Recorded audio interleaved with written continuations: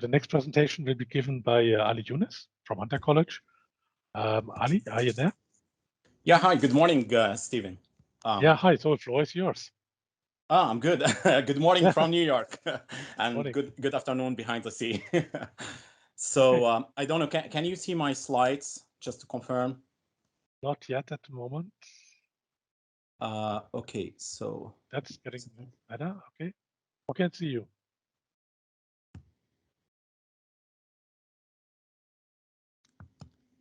You're currently sharing your PowerPoint. Oh, my PowerPoint. And can you see me, or? We can see you and okay. the PowerPoint, but not the slides in full. Not the PowerPoint. Is that correct? So we can see the PowerPoint presentation, but not in full screen. There we go. Okay, thank you.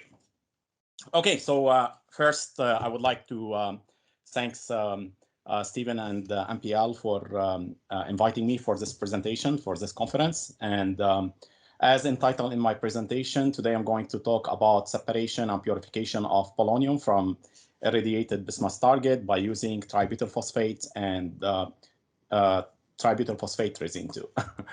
So why polonium? Let's go just a little bit historically. We know that polonium was discovered by Pierre and Marie Curie in 1898.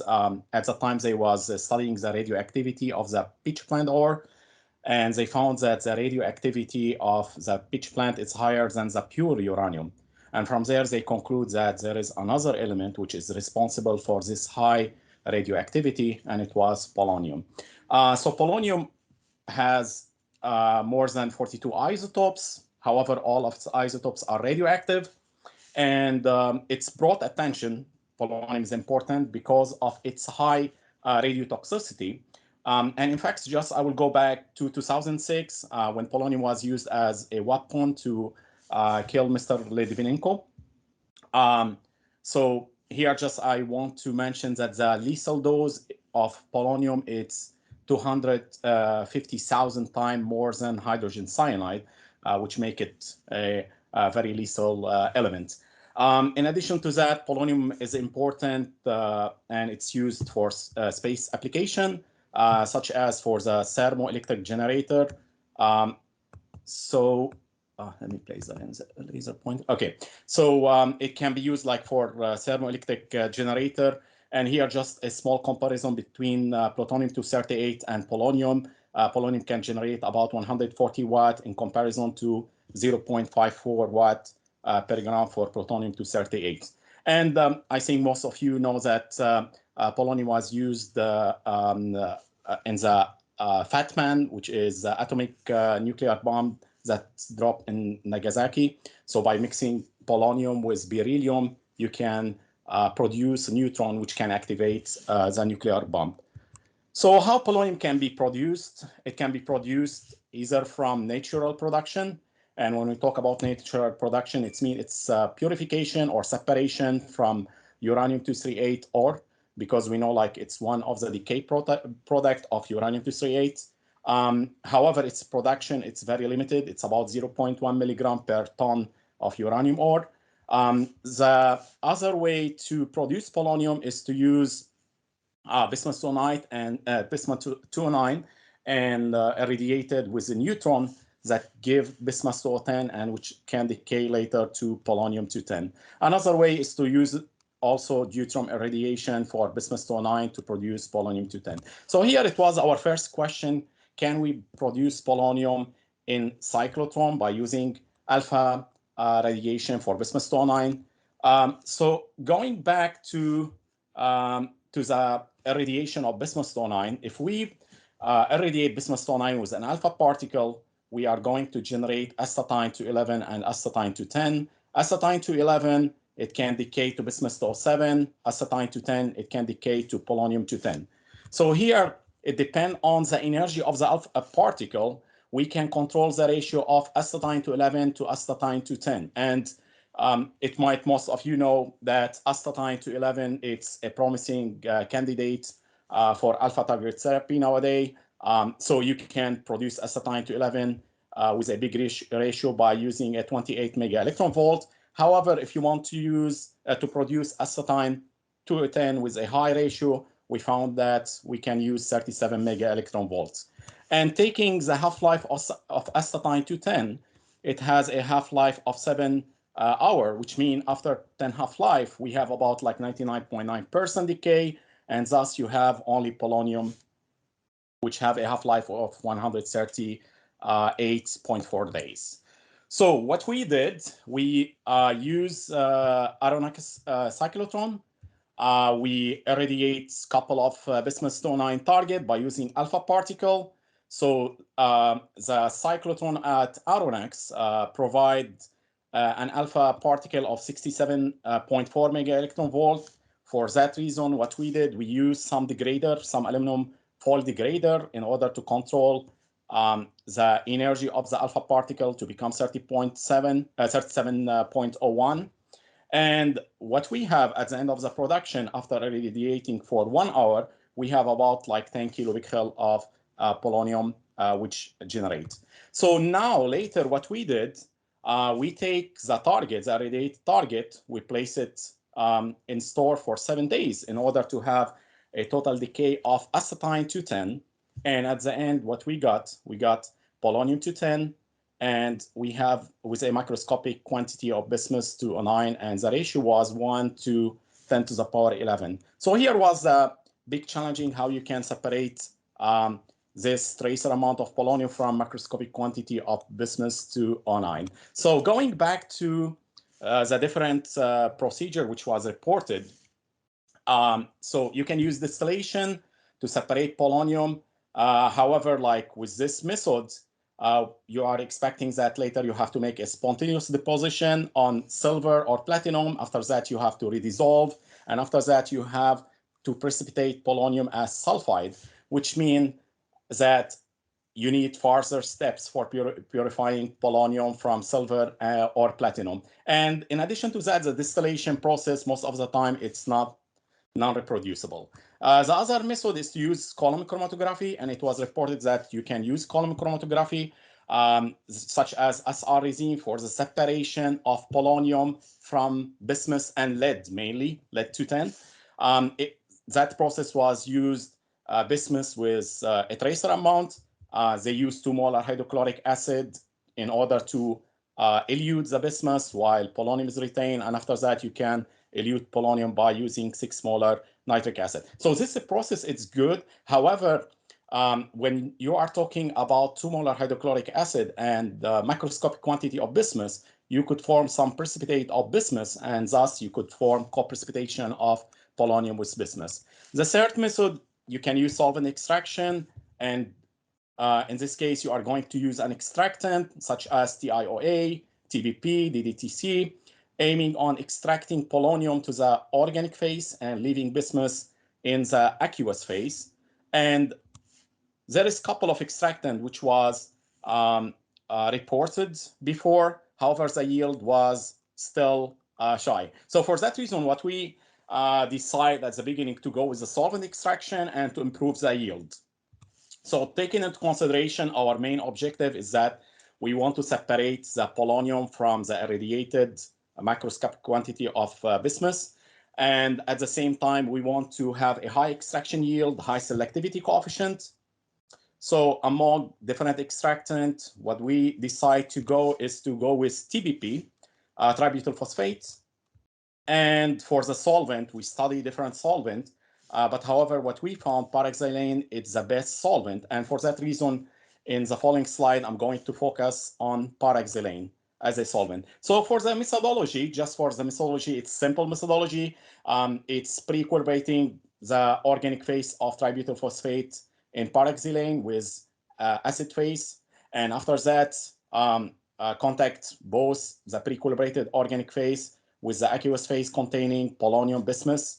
After that, separating, after that, contact for a time t, and after that, separating the organic phase from the aqueous phase and measuring by using liquid scintillation or alpha proportional counter. And here, what's more important to mention is that as the polonium is mainly alpha emitter, about 100% alpha emitter, so we can detect polonium nicely by using liquid scintillation. So before we go toward a target, we did some batch study. And here, when I'm talking about the batch study, we try to study the kinetics, the influence of the concentration of tributyl phosphate, influence of hydrochloric acid, nitric acid on the extraction in a way to optimize the best condition. So as illustrated here, you can see the distribution coefficient of polonium as a function of time. And what we did here, we studied different medium like 2 molar hydrochloric acid, 7 molar hydrochloric acid, 0.1 molar hydrochloric acid. As you can see, that the extraction of polonium reached to equilibrium after 20 minutes. For the influence of tributyl phosphate, we found that polonium, it's quantitatively extracted by using tributyl phosphate. Between 10% and 99% of tributyl phosphate in paraxylene. However, for bismuth, what's important is that we found as we increase the concentration or the percentage of tributyl phosphate, we have more uptake or more extraction of the tributyl phosphate into the organic phase. And for that reason, what we decide to do is to focus at 10% tributyl phosphate. The next step was to study the influence of the aqueous phase that we want to use. And in this case, we select hydrochloric acid, HCl. So as you can see here, you have the percentage of extraction of polonium as a function of concentration of HCl.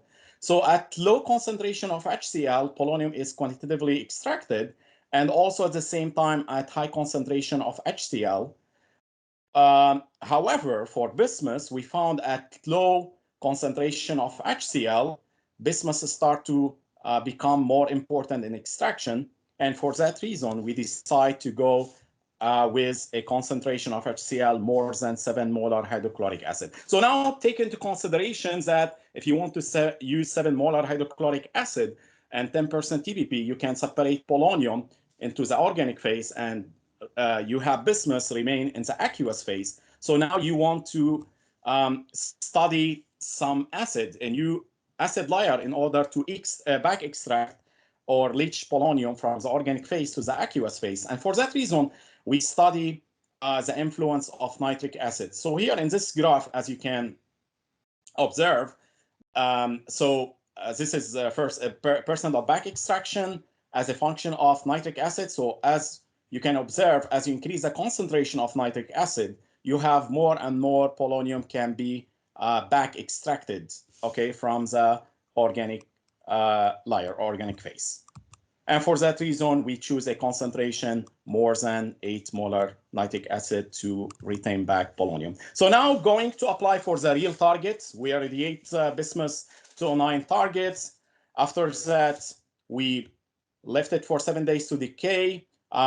As bismuth, it's highly soluble in 10 molar nitric acid, so we dissolve in 10 molar nitric acid, and after that, we did reconditioning in 7 molar hydrochloric acid. So here I would like to mention that we use IR lamp for the evaporation of nitric acid and reconditioning into HCl, because we know polonium, it's highly volatile at high temperature.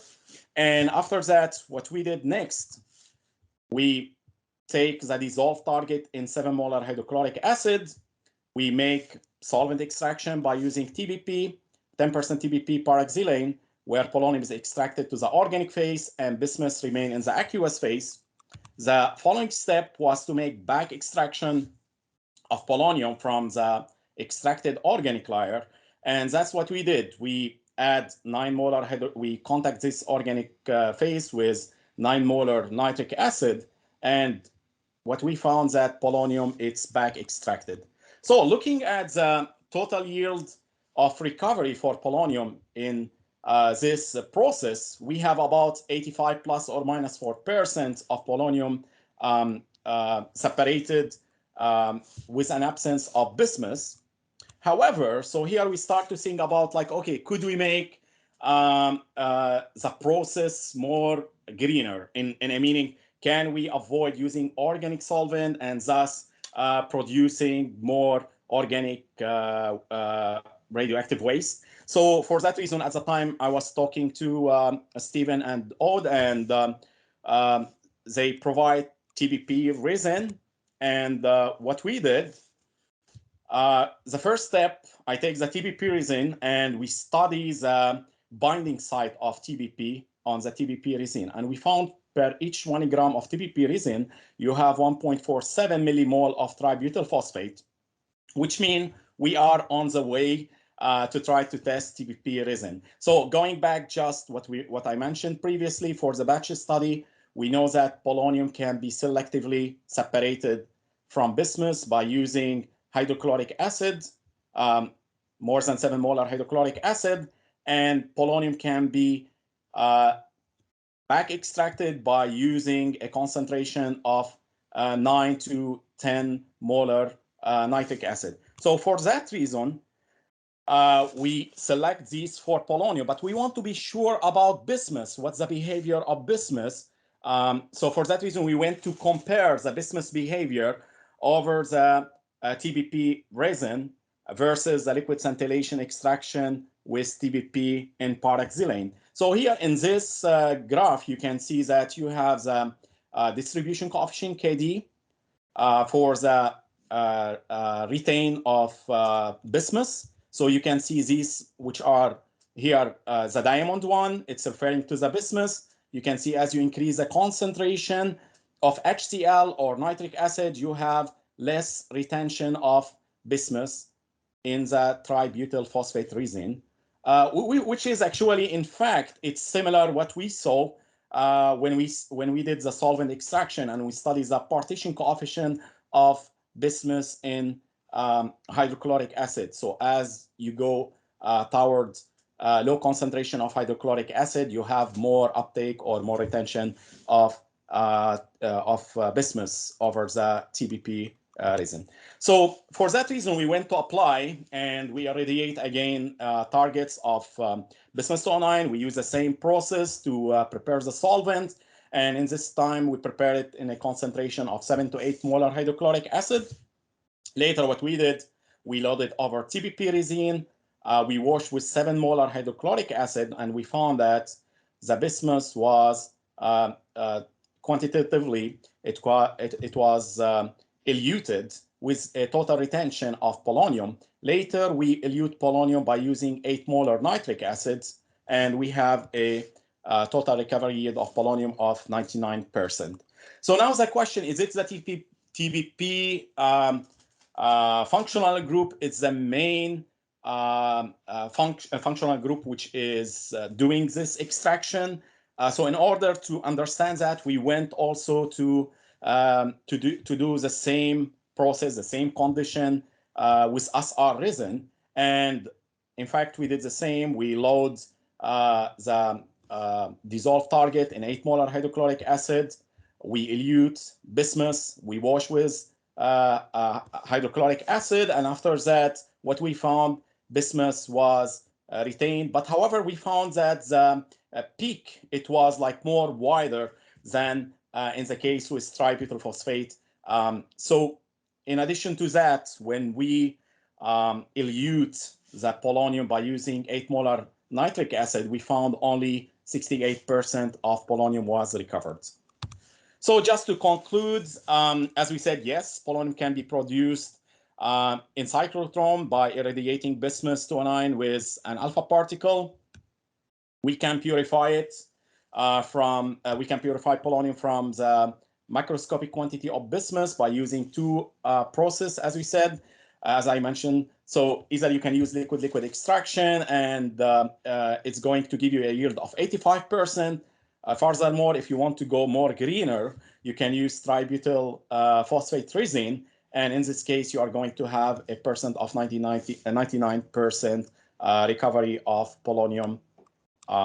Okay, so with that, I would like to thank all my colleagues and the collaborator on this project, and thank you all.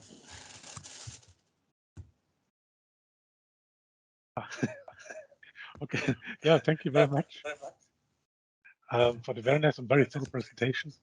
And I can only stress the let's say old liquid extraction data is always very valuable source of information. If the resin works better afterwards, even better. In this case, the separation looks really indeed very, very good. So excellent work. Thank you very much. Thank you. Are there any questions at the moment?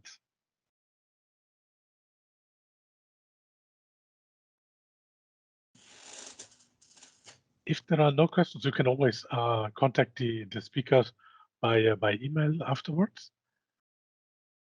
Okay. Thank you. Okay.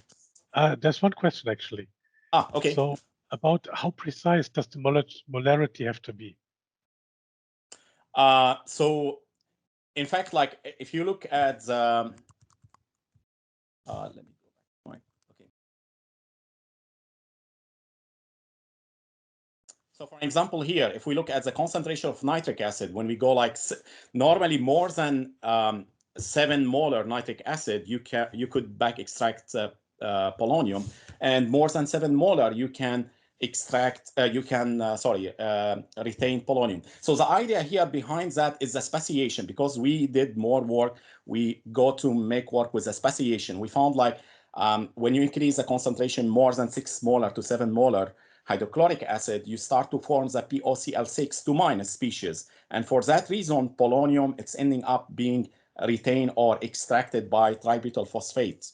And it, in fact, it formed some stable complex of TBP2HPOCl5. So generally, like whenever like you exceed the concentration of 7 molar or 8 molar, we found that you have 100% uptake, as we mentioned. So yeah, I mean, to go back to your question, the concentration, it's important. Yeah. Okay, very good. Yeah, we've started seeing, we've been playing around a bit with zirconium separation. As soon as you go into the 10-12 molar HCl region, then you start to get some funky chemistry of elements being retained that should not be retained. So I think you're in a very safe region there. Okay, yeah, excellent. Thank you very much. Are there any other questions? If there are no other questions, then again, thank you very much for taking time to present. And well, I'm going to call